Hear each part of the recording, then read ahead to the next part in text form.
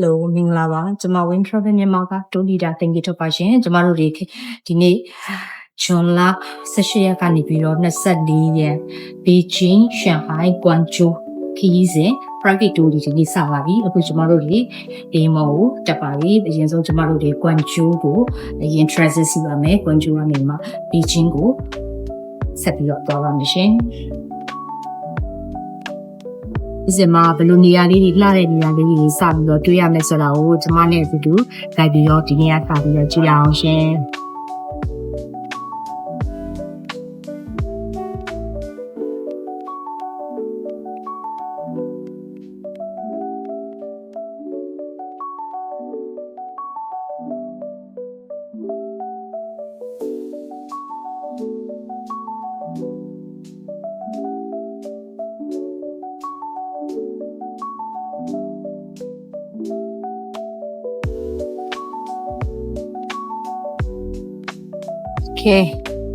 ကွမ်ကျိုလေးစိတ်ကိုရောက်နေပါပြီခုတော့